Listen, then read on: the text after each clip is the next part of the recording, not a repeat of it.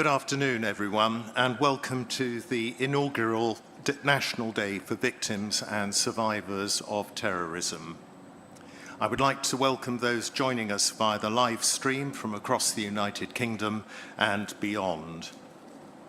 Many of those gathered here today and on the live stream have been directly affected by terrorism, whether as victims, survivors, bereaved family members, friends, or loved ones.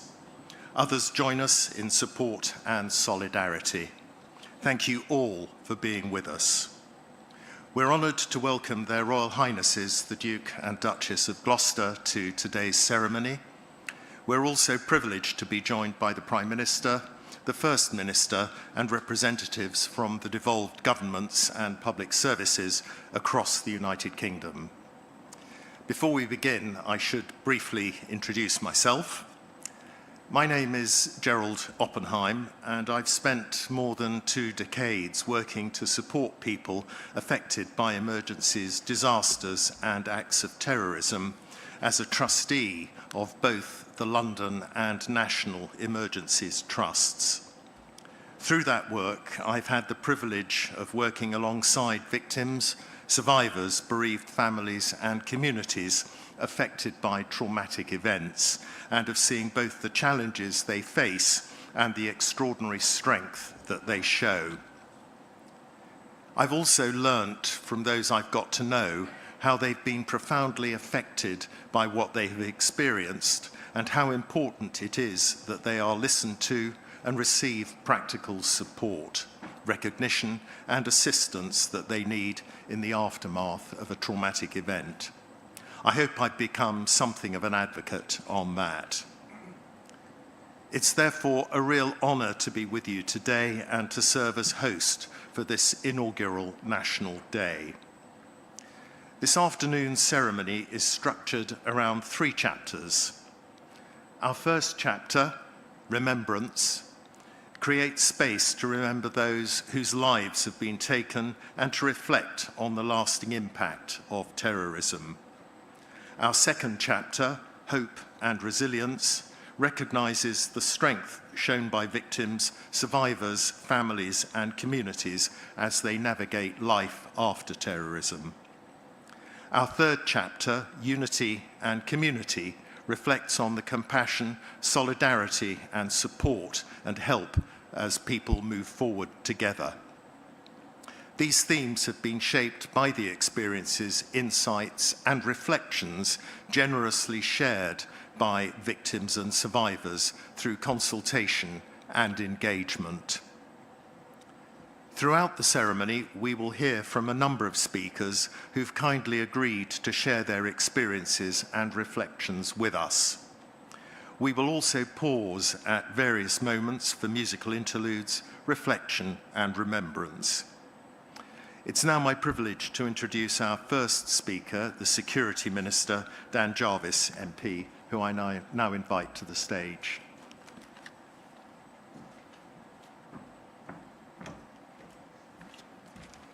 Thank you. Well, good afternoon, Your Royal Highnesses, Prime Minister, representatives from the Scottish and Welsh governments and the Northern Ireland Executive, distinguished guests, and all of those joining us via the live stream. It is a great honour and a huge privilege to join you all today as we mark this very significant moment, the United Kingdom's first National Day for Victims and Survivors of Terrorism. As the Security Minister, I've met many victims, survivors, and bereaved families right across the United Kingdom. I know how important it is that their experiences and those that they have lost are recognised and remembered. And that is why today matters so much. And I'm proud to be here as we mark this important moment. Today is for everyone whose lives have been changed in ways they never chose by terrorism. For those whose lives were taken, we remember them and all they meant to those who loved them. For those who have lost someone they love, who continue to live with their absence, and for those who survived, but whose lives were forever altered. Today, and every year from now, we will ensure that those affected by terrorism are recognised and remembered. Now, I recognise that for many of you here today, this will be a deeply personal occasion. So to everyone here, and to those joining us by live stream whose lives have been changed by terrorism, let me say that you have my deepest respect and solidarity. Many of you have endured experiences that are unimaginable. Many of you have drawn on these experiences to help others. And many of you have worked tirelessly to strengthen the support available to victims and survivors. And others have understandably carried their impact more privately and away from public view. There is no single way to respond to the impact of terrorism, and no two experiences are the same. I also recognise that, of course, the National Day cannot undo what has happened. No ceremony can ever remove the pain and impact of terrorism, and no words can ever fully capture its effect on your lives. But I hope that today offers something important nonetheless. A reminder that your experiences matter and that this country stands alongside you. Now, at the heart of this National Day are the voices of the victims, the survivors, and the bereaved families. And in a moment, we will hear reflections from some of them. Their experiences are personal and unique, but together they remind us of the profound and enduring impact of terrorism. Some of what is shared today will resonate deeply, while other experiences may be very different from our own. By listening, we recognise those experiences and deepen our understanding of their impact and reaffirm the values that bring us all together: compassion, dignity, solidarity, and respect. Now, terrorism seeks to create fear and division, but it does not have to define what comes next. Time and again, we see the best in people in the wake of terrorism. We see the support for those who are grieving. We see communities come together after tragedy, and the commitment of victims, survivors, and bereaved families to ensure that others do not face those experiences alone. That spirit of compassion, solidarity, and resilience is reflected in those gathered here today. I would like to take the opportunity to thank all of those who've helped bring us to this moment. I am especially grateful to those who have chosen to share their experiences as part of today's ceremony. Their willingness to do so has helped shape this first National Day and what it stands for. Thank you too to everyone who has campaigned for this National Day, contributed to today's event, or simply joined us here today. Your efforts have helped make this moment possible, and by doing so, you have helped establish a National Day that will be marked every year on this day. By gathering here today, we make a simple but important statement that those lives who've been changed by terrorism will not be forgotten, that those lives we have lost will be remembered, and that victims, survivors, and bereaved families will always have a place in our national memory. In coming together in remembrance, recognition, and solidarity, we show that terrorism will never overcome our determination to stand together. As I conclude my remarks today, I would like, and from the bottom of my heart, to pay tribute to the victims, the survivors, and the families to whom this day will be forever dedicated. Today and always, we honour them, we remember them, and we affirm our commitment to never forget them. Thank you.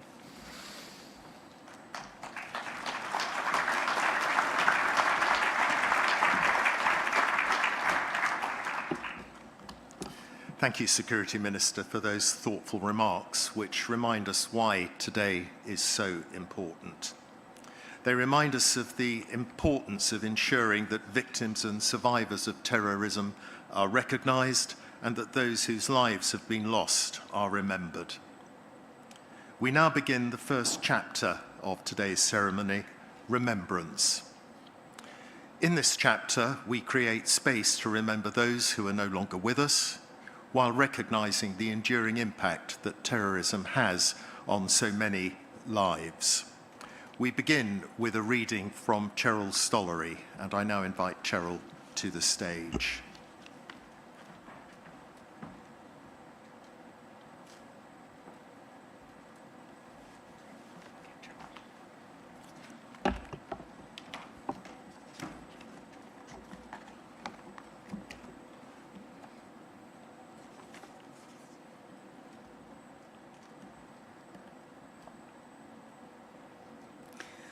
Good afternoon. I'm pleased to be with you all today at this inaugural UK National Day for Victims and Survivors of Terrorism. My name is Cheryl Stollery, and on the 26th of June 2015, I was involved in the Sousse, Tunisia attack, where 38 people were killed, including my husband, John, and 29 other UK nationals. Many others were injured and harmed, and lives were changed forever. Some of you here today were in Sousse on that day, or will have had loved ones who never came home. I know you will all have treasured memories of your own, of the loved ones who are no longer with us, but you will always remember them from the time you shared together and the memories that you keep safe. What is important for me today and the days that follow is the way in which we choose to remember John and know he would wish to be remembered for the life that he lived and the difference he was able to make for others, for us, his family, and as a social worker for children and young people, and not just for the way he died. John inspired many through his wicked sense of humour, his cheeky smile, and the kindness he showed to all who knew him. Those are just a few of the things we loved about him. He was just John, a man who was there for everyone, and nothing was ever too much trouble. We miss him every day and still live through the many highs and lows that find our strength and resilience through the love that we shared, the memories we keep safe in our hearts, and our commitment to his legacy of kindness for others. Like many of you here, we still search for answers on ways which we can honour our loved ones and remember all the good times that we shared together. I came across the poem, We Remember Them, at the beginning of my journey of grief. And on reflection, it tells a story of how we remember our loved ones throughout the seasons of every year. I believe it may give comfort and hope that your loved ones will stay safe and close and always remembered as you make your way through life's onward journey. Please note in the order of service, in the last section marked All, I welcome you to join me in speaking the final words in one loud voice. We remember them. At the rising of the sun and its going down, we remember them. At the blowing of the wind and in the chill of winter, we remember them. At the opening of the buds in the rebirth of spring, we remember them. At the blueness of the skies and in the warmth of the summer, we remember them. At the rustling of the leaves and in the beauty of autumn, we remember them. At the beginning of the year and when it ends, we remember them.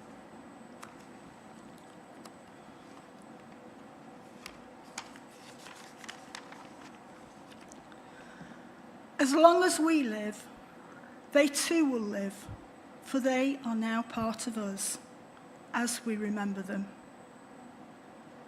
When we're weary and in need of strength, we remember them. And when we're lost and sick of heart, we remember them. And when we have joy we crave to share, we remember them. And when we have decisions that are difficult to make, we remember them. When we have achievements that are based on theirs, we remember them. Please join me.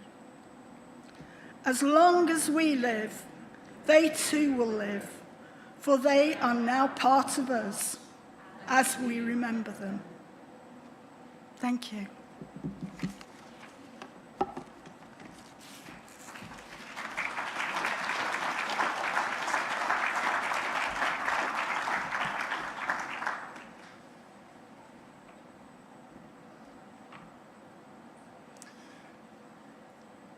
Thank you, Cheryl, and thank you for sharing John's story with us today, and for such a beautiful and deeply moving reading of We Remember Them.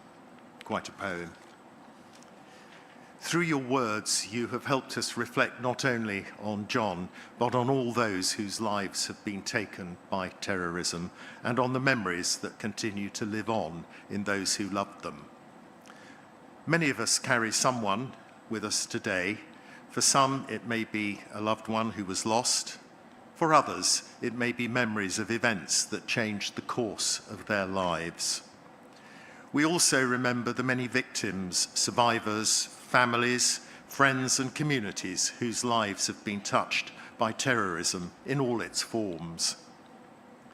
We will now observe a 2-minute silence, and you can remain seated for that. And following the silence, we'll stay together in quiet reflection as we listen to a musical interlude before moving on to the next chapter of our ceremony. Please join me in observing a 2-minute silence.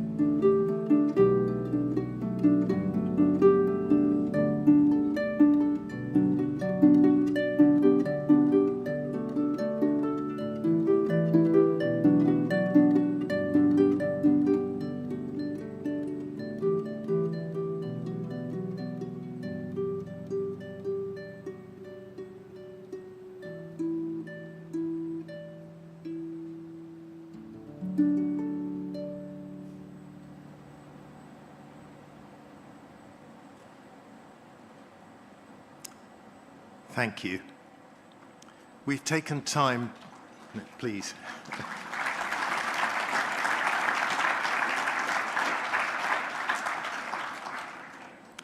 We've taken time to remember those whose lives were taken by terrorism and to reflect on the profound impact it has on individuals, families, and communities. Alongside that loss, there are also stories of courage, perseverance, and hope. Stories of people who, despite all that they've endured, continue to rebuild, to support others, and to look forward. And it's to those stories that we now turn. Our second chapter is hope and resilience. Hope and resilience do not mean forgetting what has happened. They do not mean that the impact of terrorism disappears with time. Rather, they speak to the extraordinary strength shown by so many victims, survivors, families, and communities in navigating life after terrorism and in finding ways to move forward whilst carrying those experiences with them. We're privileged to hear some of those experiences today, and our first speaker for this chapter is Paul Price. Paul has generously agreed to share his reflections on hope and resilience, and I know his words will resonate with many of us here. I now invite Paul to come to the stage.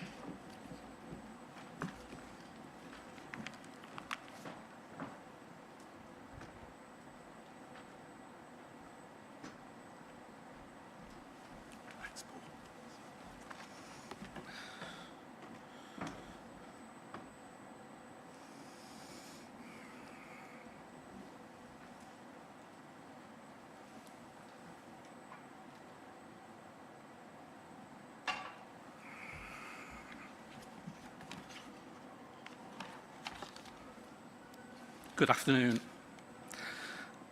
My name is Paul Price. 9 years ago, on the evening of the 22nd of May 2017, I stood in the city room of the Manchester Arena waiting to collect my daughter and her friend from an Ariana Grande concert. Beside me was the woman I loved, Elaine McIver. In an instant, everything changed.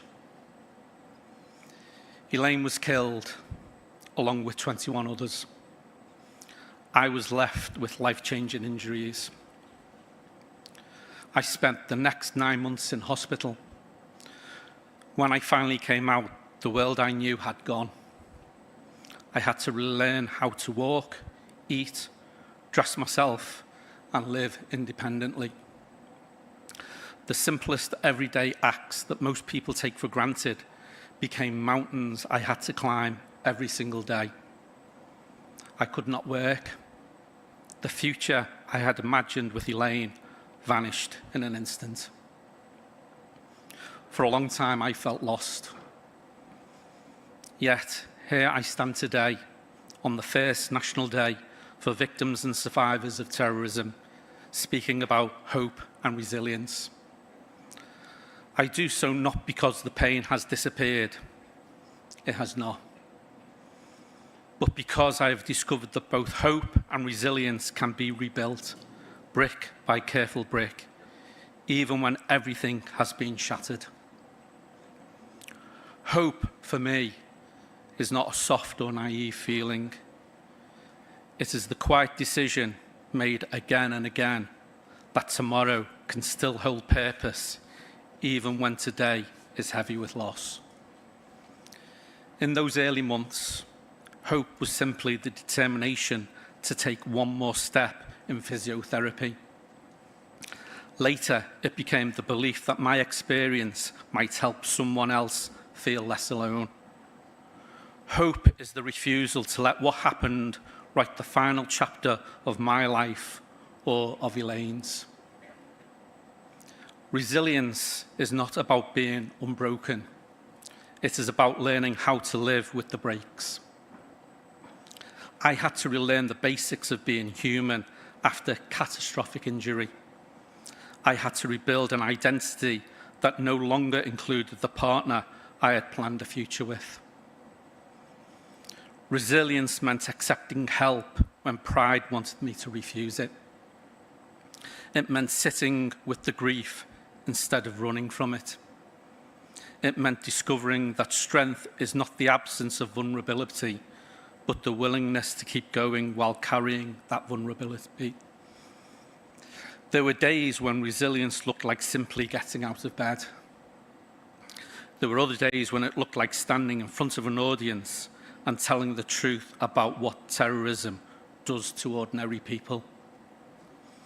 I did not rebuild alone. Surgeons, nurses, therapists, and medical teams in the hospital gave me the ability to move again. Family and friends held me when I could not hold myself. Then came the organisations that gave me purpose again. Day One Trauma Support, Homicide Victim Support, Strength to Strength, 3 Nines, and Survivors Against Terror.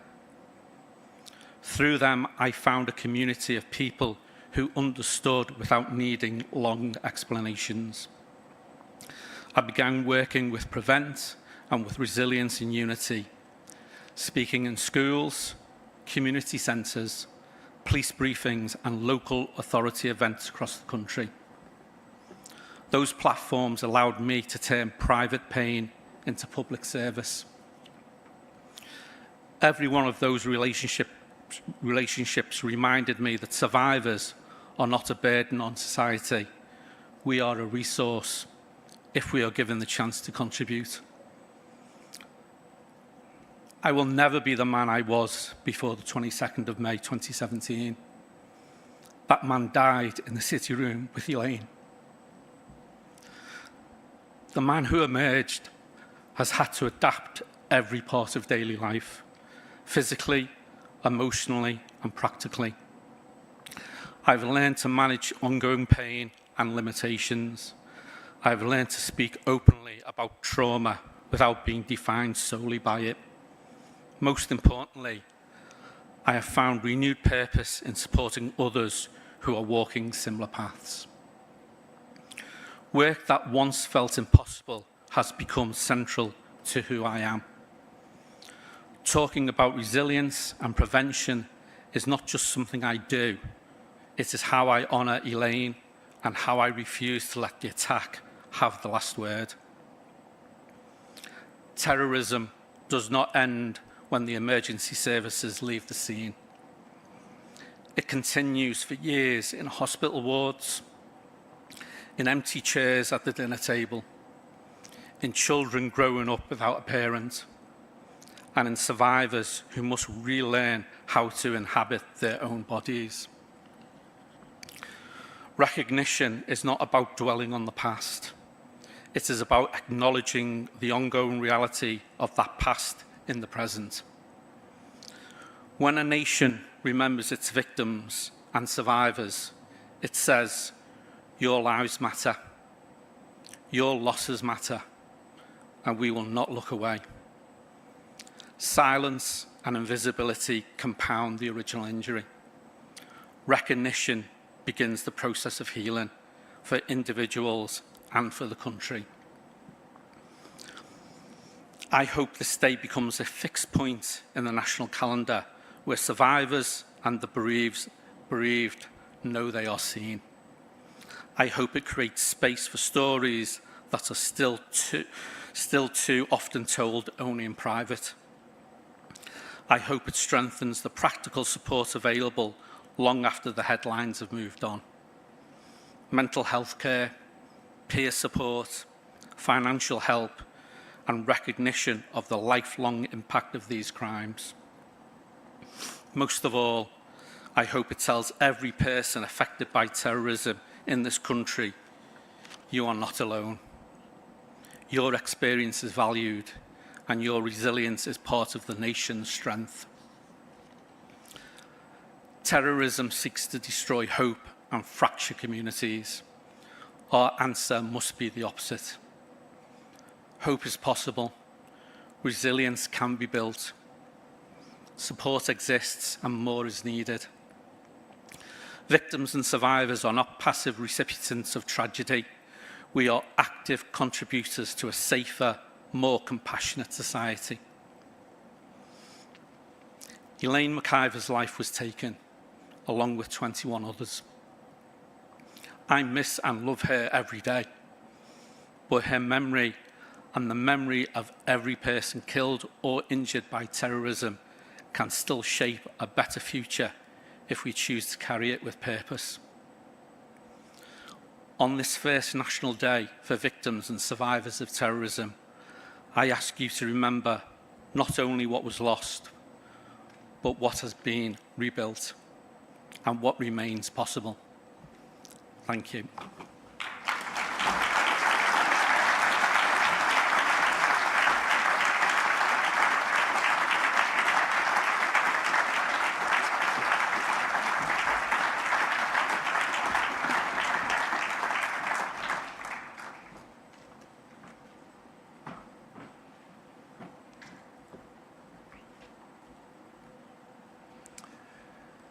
Thank you, Paul. Your remarks have been moving and courageous. They have reminded us that behind every act of terrorism are individual lives, relationships, and futures that are changed forever. In speaking about Elaine and about the profound impact her loss has had on your life, you've shared something deeply personal with us today. We know that cannot have been easy, and we're grateful for the openness, honesty, and trust you have shown in sharing those experiences with us. Through the way you spoke about your own journey and the people who stood beside you along the way, you've given us insight into what hope and resilience can look like even after unimaginable loss. Not as abstract ideas, but as something lived day by day, often in the most challenging of circumstances. While every person's experience is different, I'm sure many people here today will have recognized something of their own journey in your reflections. Thank you again for sharing them with us. Our next speaker in this chapter is Thelma Stober. Thelma will offer her own reflections on hope and resilience and on the strength found in continuing forward after life has been changed by terrorism. I now invite Thelma to the stage.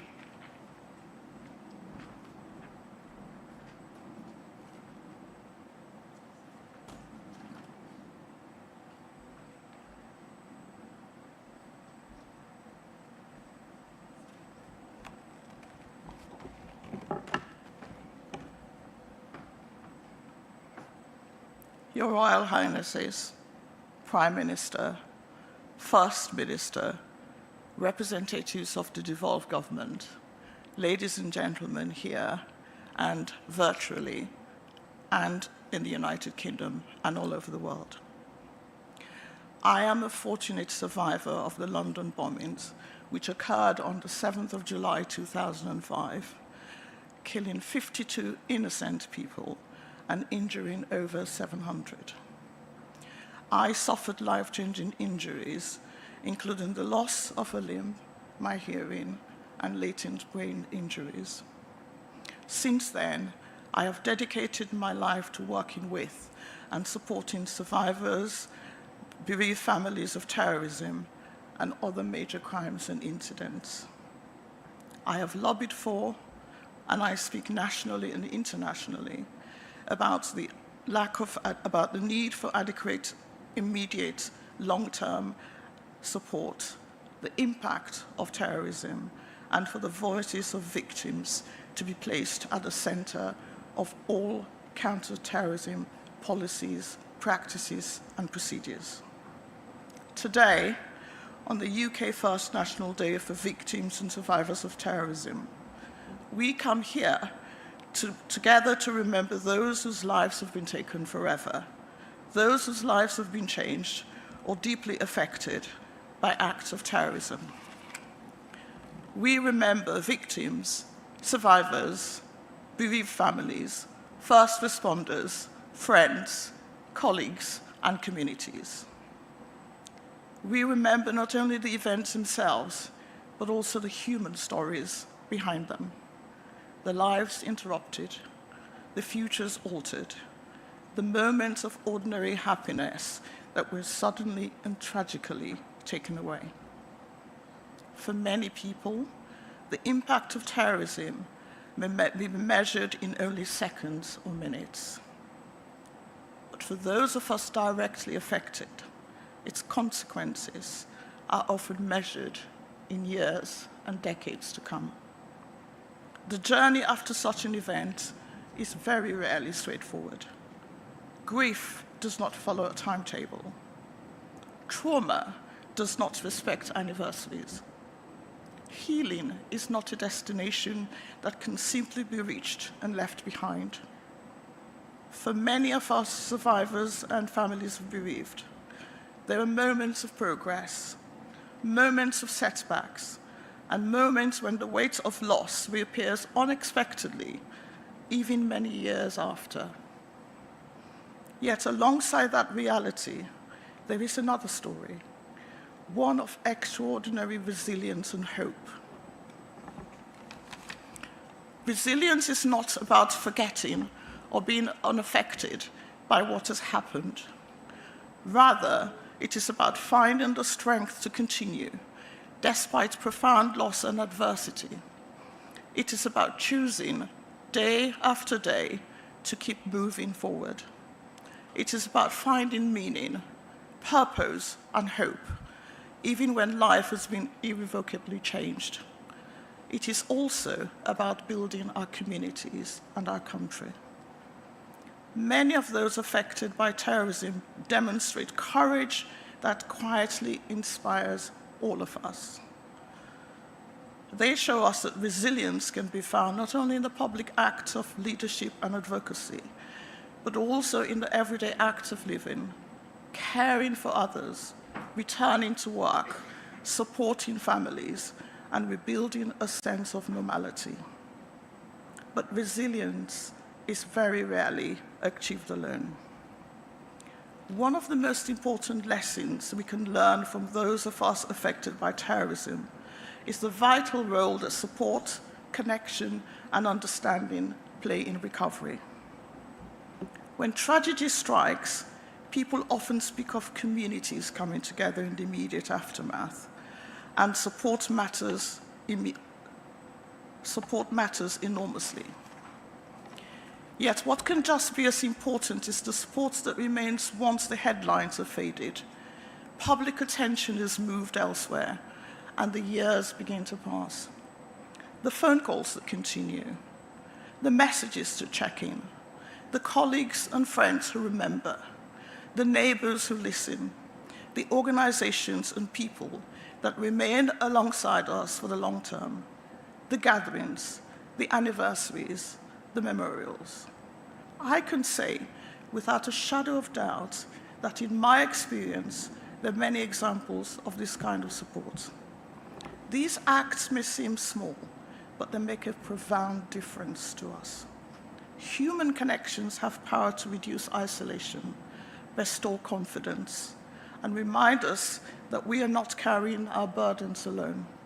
Being heard, understood, and believed, remembered, can be an important part of healing. Compassion does not move pain, but can help us bear it. As victims and survivors, we carry visible and invisible scars. Our experiences may shape how we see the world, how we relate to others, and how we navigate everyday life. We are honored best when we are listened to, without judgment, when our individuality is respected, our journeys and recognitions that there's no simple way to grieve, recover, or remember. Today is also a reminder that acts of terrorism seek not only to physically harm individuals, but create fear, division, and mistrust. Our response must therefore be stronger than remembrance alone. It must be a commitment to solidarity over division, to understanding over hate, and to hope over fear. Every time communities stand together, every time people choose compassion over prejudice, every time we support those who have suffered, we demonstrate that terrorism cannot succeed in destroying the values that bind us together.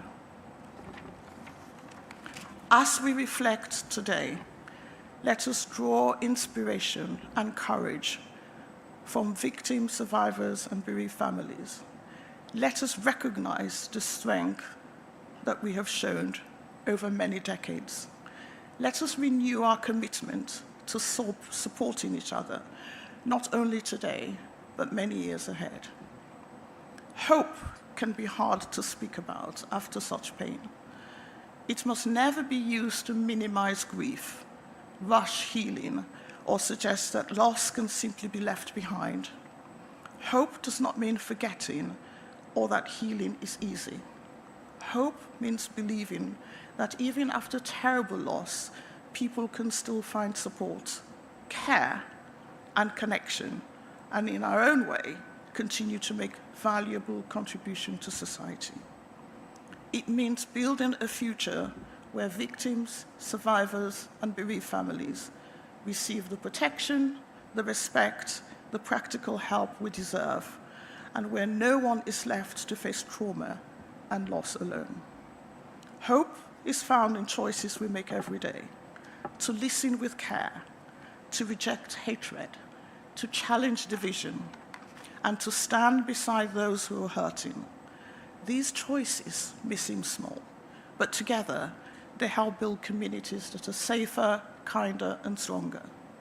Many people affected by tragedy have turned painful experiences into something positive through peer support, advocacy, mentoring, education, or creative expression.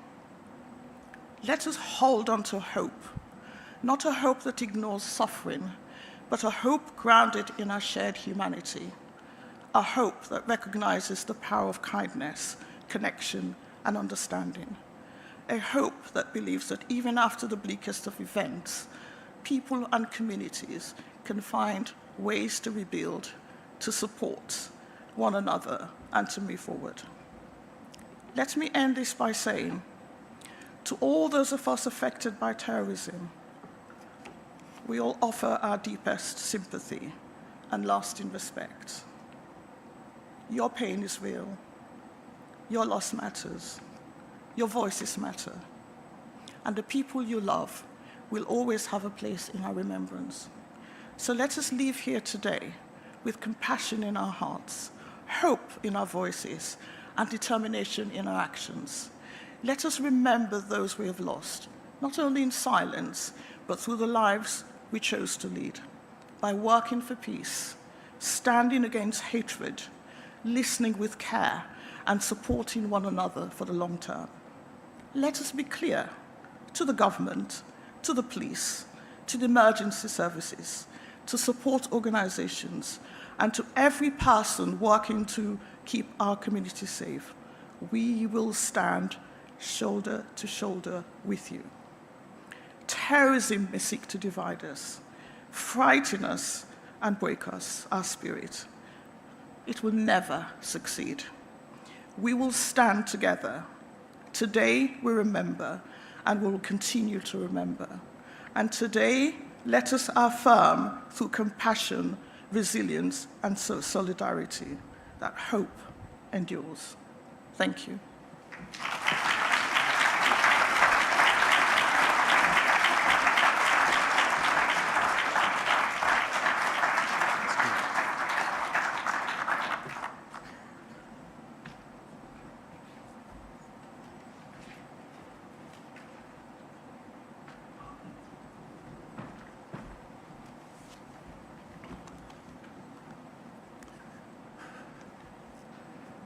Thank you, Thelma, for those powerful reflections. Through your words, you've spoken to the strength and resilience shown by victims and survivors across our communities. You've spoken about the power of compassion, understanding and human connection, and the difference they can make in helping people navigate even the most difficult of circumstances. Your reflections remind us that while every experience is unique, no one carries these experiences entirely alone. They speak to the importance of community, solidarity, and the people who stand beside us along the way. We'll now take a moment to reflect through some music.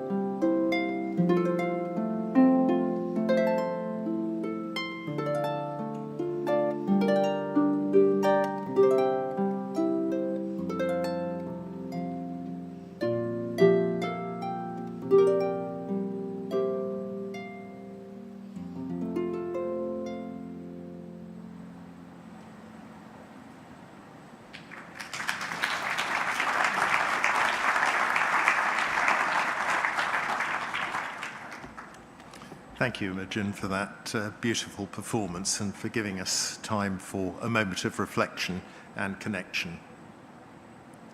We now move to the final chapter of today's ceremony, Unity and Community. Terrorism seeks to divide, but it does not have the final word. Time and time again, we see people and communities come together, responding with compassion, solidarity, and support for one another. Our next speaker, Patrick Golborne, has served with the London Fire Brigade since 1997 and is currently Assistant Commissioner for Operational Resilience and Control. In 2017, he served in command roles during the terrorist attacks at Westminster Bridge London Bridge, Finsbury Park and Parsons Green, as well as the fire at Grenfell Tower. Today he will share his reflections on unity, community and the importance of standing together in the aftermath of tragedy. I now invite Patrick to the stage.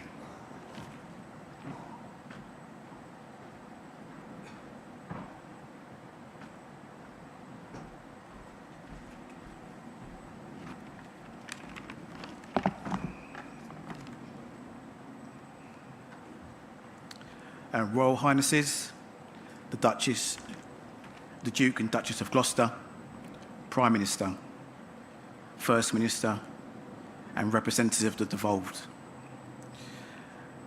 and all the distinguished guests. As I open the third and final chapter of today's ceremony, focused on unity and community, I have the honour and privilege to say a few remarks on behalf of all first responders. This is not only from the fire and rescue services, police and ambulance services, but all services, including our voluntary sector, who respond united in our endeavour to protect and serve our communities. First, I'd like to take a moment to pay our respects for those who are not with us, who have tragically lost their lives to terrorism. On behalf of first responders, you will never be forgotten. We dedicate our lives to public service. We treat the role that we have within our communities, whether here or abroad, as the greatest honour. This is not just a job, it's a vocation, it's a way of life. We relentlessly prepare, test, and exercise for different scenarios in any location, whether above or below ground, at sea, or in transportation. To deliver the best possible response, no single agency can do that on their own. It must be collaborative and unified at every level. We are adapting daily to new challenges in our relentless endeavour to protect the public. However, we cannot deliver the best service without you. Your influence should never be underestimated, and on behalf of all first responders, I share my sincerest thanks to your courage, your guidance, and your influence. Communities and people must be at the heart of everything we do. It can be easy to fall in the trap of process, policy, and procedure, but it's nothing unless our focus remains on those who we serve, whether we are jointly preparing, answering the call, or recovering from an incident. Your strength, courage, compassion, and kindness have undoubtedly shaped first responders, changed legislation to improve the public safety, and will continue to make a difference to keep the public safe and ultimately save lives.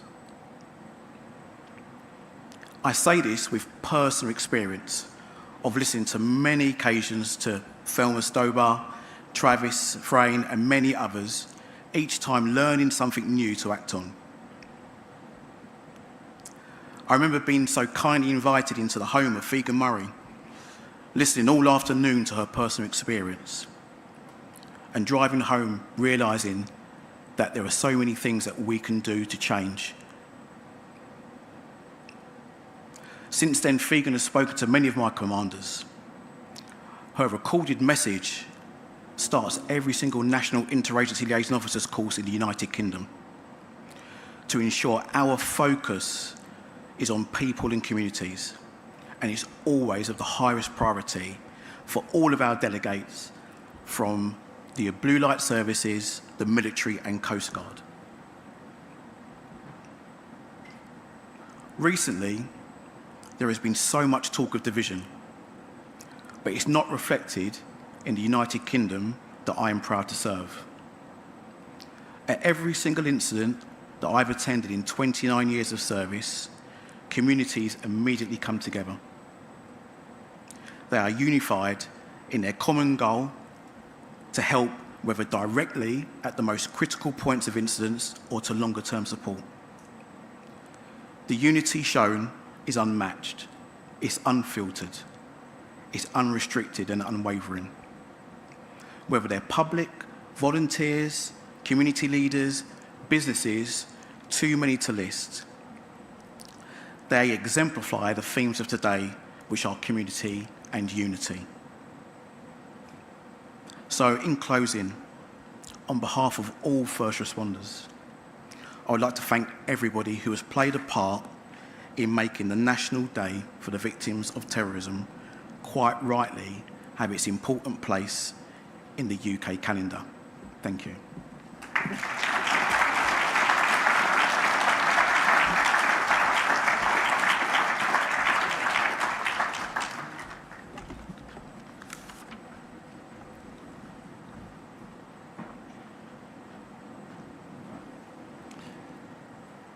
Thank you, Patrick. You've reminded us that responding to terrorism is never the responsibility of one person, one organisation or one service alone, but a collective endeavour built on partnership, trust and a shared commitment to supporting those affected. You spoke powerfully about the profound influence that victims, survivors and bereaved families have had in shaping the way first responders prepare for, respond to and recover from incidents. At a time when there's often much discussion of division, you have also reminded us of something many people will recognise, that in the aftermath of tragedy, people and communities so often come together with compassion, generosity and a determination to help one another. Our next speaker is Travis Frayne, who will share some remarks and a poem reflecting on unity and community. I now invite Travis to the stage.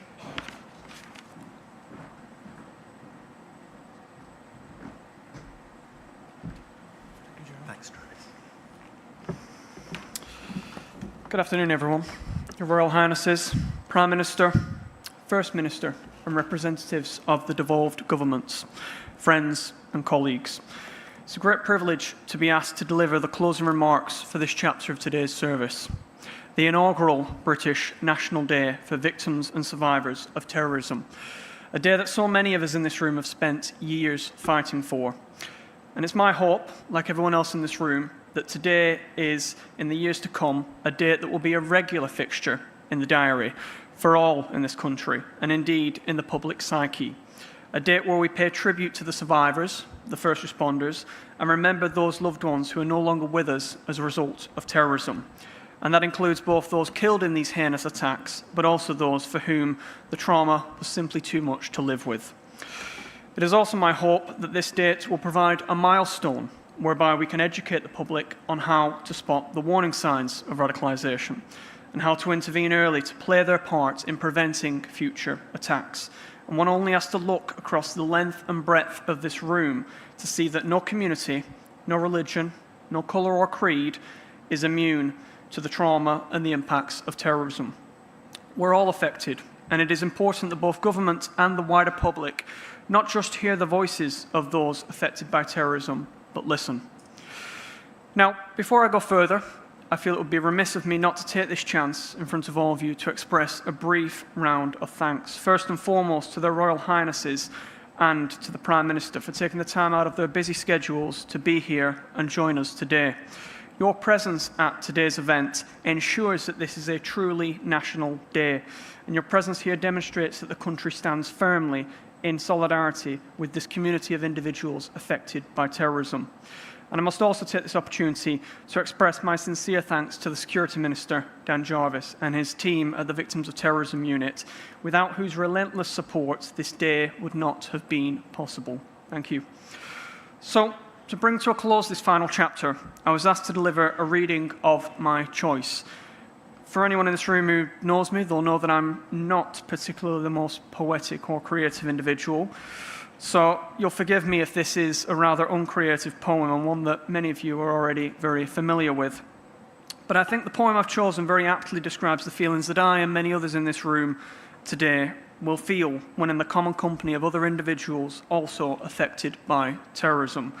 It, in my opinion, very appropriately describes our nation as a whole, and more importantly, the community of common circumstance in which we all find ourselves.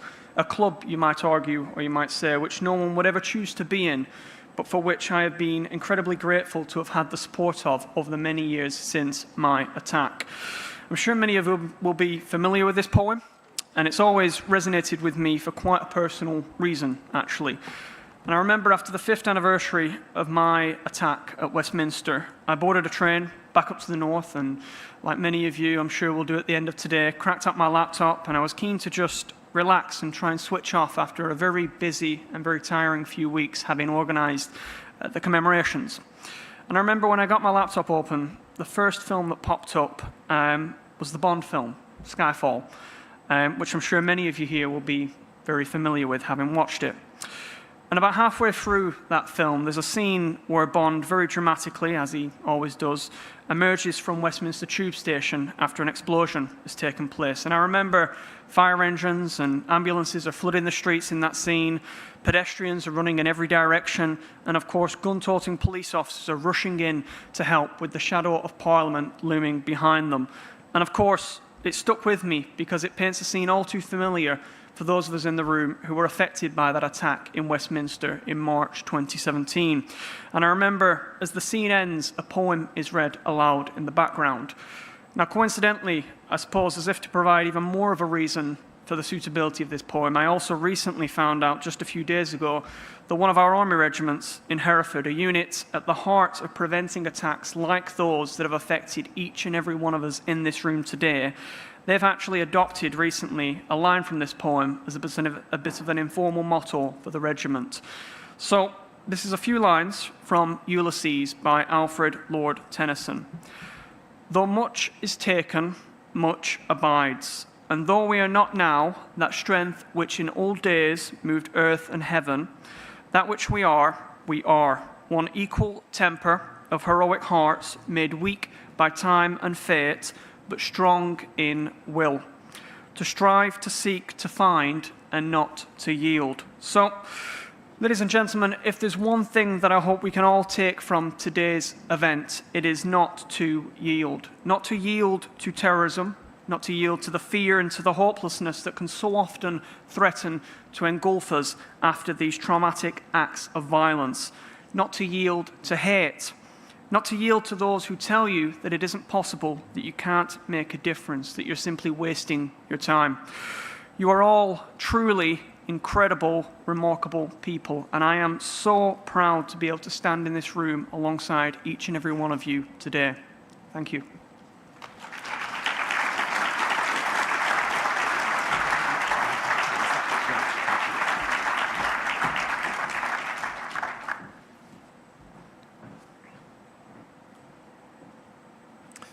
Thank you, Travis. As our final victim and survivor speaker today, you've brought together many of the themes that have run throughout the ceremony this afternoon. You've left us with an important message, not to yield to fear, division, or hopelessness, but to continue forward with determination, compassion, and hope. I will now invite our final speaker to the stage, the Prime Minister, the Right Honourable Andy Burnham MP. Prime Minister.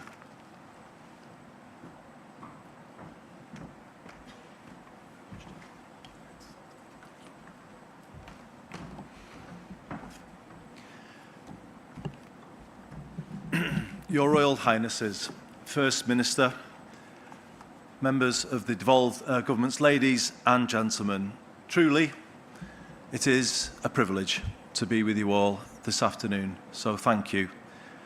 And thank you for the powerful words of all of our speakers.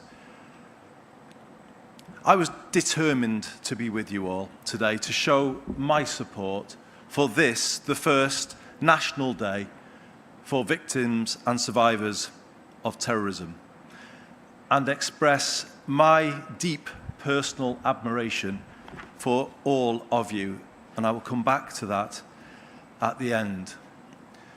I have got to know some of you well over the years, following the terrorist attacks at the Manchester Arena and more recently at the Heaton Park Synagogue. I've got to know Colin and Wendy Parry well over the years, who lost their son Tim alongside Jonathan Ball in Warrington, where I grew up. It is good to meet some of you for the first time who I've not got to know before. But from all of my experiences, what I do know is this: as the days pass and the world moves on, you can't. And we've heard that today so powerfully from Paul. You can't. There is no closure. Nothing is the same again, and every day brings pain. And you carry the grief of your loved ones, as we heard from Cheryl and Paul and others, and devastating, life-changing injuries and trauma. So this day does matter, as all the speakers have said.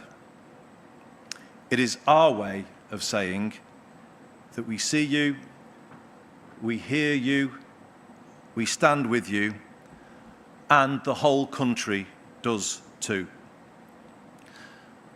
I want to thank everyone who campaigned for this day to make it happen, and the victims and survivors of more than 20 atrocities. We think of those victims today, the loved ones that you lost, but we thank those who have stood strong in all those years since. And we thank everyone who's made the organisation of today possible. And Patrick, can I say to you, as a representative of all of our emergency services today, people who attended the incidents that affected so many people here, but are still and forever in the memory of the country, can I thank you, and through you, all of those people who attended and supported people at those events and saved lives. We will never forget it. I want to say as Prime Minister that this gathering, and I'm proud too of the Security Minister who's worked to make this happen, it matters for another more difficult reason, and it's one that I can talk about perhaps in a way that the other speakers couldn't today. It helps bring forward change that the country needs, change in the way that we support people after these devastating and traumatic events. I know from the many hours I've spent with survivors in Manchester that too often people have not had the support that they deserved, and they've had to fight for it in the aftermath. Paul, I think I remember you making that point to me. I want to salute today some of the young survivors of the Manchester Arena attack. Alicia Taylor, Ellie Taylor, Abby Quinn, who bravely recounted their stories to the Be the Difference research project led by my friend, Dr. Kath Hill. And that was research into the way young survivors of the arena felt dismissed or misunderstood in education and healthcare settings, and that shouldn't be the case. I remember painfully how, to the inquiry that I set up in the aftermath of the attack, some of the authorities gave inaccurate accounts. And you can only begin to imagine the pain, the re-traumatization that caused in the people still struggling to this day as a result of that attack. And Cheryl, can I say to you directly and to all of the families that you have represented so powerfully today, and remembering your husband and everybody who died and was killed in Sousse. I remember you coming to see me when Manchester had rallied round to support those who'd been deeply affected by the attack at the Manchester Arena. You said to me, who's rallying round for us? And you made the point that people who have been victims of terrorism abroad, and I know we're joined today by people affected by the Bali bombing and the bombing in Brussels and others perhaps too. You made the point, who's rallying round for us? Where is the support for us in the same way? And that was something that I never forgot. We can do better, so much better. And today is about being honest about that. And it's important that I am honest about that, standing in front of you all. I know there are so many stories like the ones I've just recounted, held by so many of you in this room today. Sometimes you can be made to feel like you're the person who's done wrong, that you're on your own, that no one in the system is fighting for you. Well, speaking on behalf of my ministerial colleagues, and the victims minister is with us today too, we will fight for you. The government I lead will fight for you too. And I'm sure all of the politicians in the room would say the same. And this is because we understand something that's fundamentally important to recognise. And it's that the state, in my view, has a particular responsibility to you. And it's because the terrorists who attacked you and your loved ones were trying to attack us all. They were trying to attack British values, what this country stands for. And that is why we owe that duty to each and every one of you in return. And have we always fulfilled that duty to the highest level? I don't think I can stand before you today and say that we have. But today is a day to commit to be better, to do better, to take the inspiration from the words we've heard from you today and challenge ourselves to do more. And that is what we will do. We will work to fulfill that responsibility. Today's report from Survivors Against Terror, and we salute everything that you do as an organisation. It's hard to hear it, but it describes a promise half kept. I'm not interested in half promises. I want a promise fully kept. I've asked our victims minister, Alex Davis-Jones, to lead this work. And look, there are lots of specific proposals for how we should do it, from access to legal assistance and representation, to reforming the Criminal Injuries Compensation Authority. You will all have had perhaps your own experiences of these things, to looking at what we can learn from other countries like France and Spain. We'll look at them all. And on the question of consulting you all over a permanent national memorial to the victims and survivors of terrorism, of course, we will do this too. And I make that commitment to you today.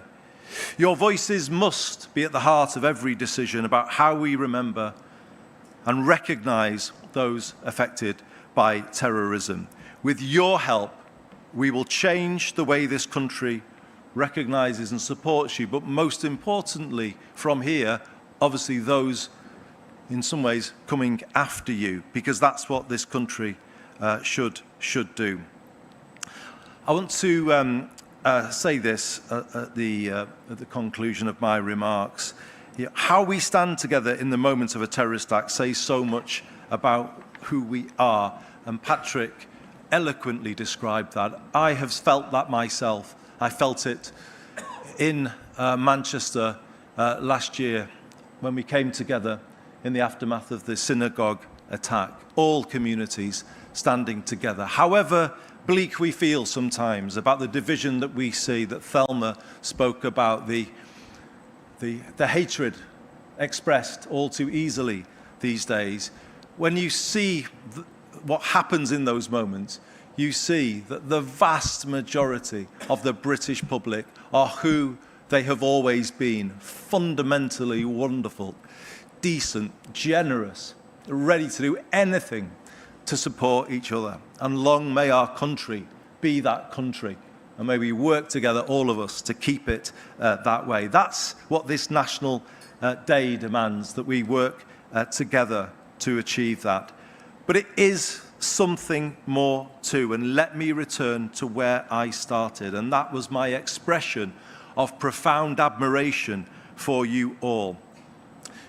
You are all a part of our national story. But as Dan said, none of you chose that, nor to be in the devastating position that you are.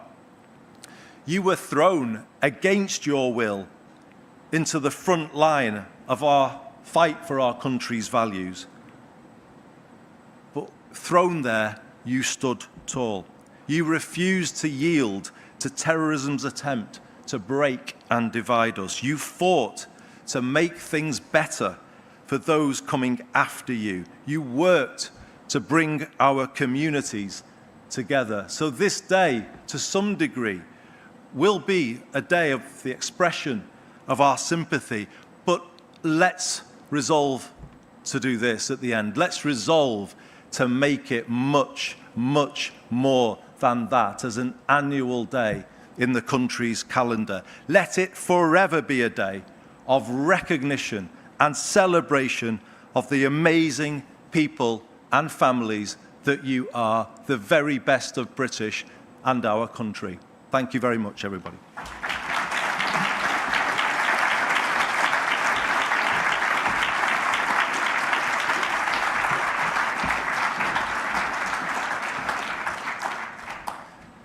Thank you, Prime Minister, for those powerful closing remarks and for recognising what so many people in this room have experienced in all the various incidents that have taken place in the last 20, 25 years or so, and for the commitments to the future of this day and support for those who need it. Before we conclude, I'd also like to offer my sincere thanks to everyone who's contributed to today's ceremony. To our speakers, thank you for sharing your experiences and reflections with such generosity and courage. Your words have helped shape today's ceremony and will stay with all of us long after we leave this room. To our harpist, thank you for your beautiful performances, which have provided moments of reflection throughout the afternoon. To everyone who's joined us today, whether here in person or via the live stream, thank you for being part of this first National Day for victims and survivors of terrorism. I would also like to express our sincere thanks to Their Royal Highnesses, the Duke and Duchess of Gloucester, for joining us today. We're equally grateful to the Prime Minister, the First Minister, and representatives from the devolved governments and public services across the UK for their support and solidarity. Finally, I would like to acknowledge and pay tribute to you, the victims and survivors of terrorism. I recognise today will have been a deeply personal occasion for you. As others have said, you have our deepest respect and admiration. I'd like to also say personally that although I never expected to get involved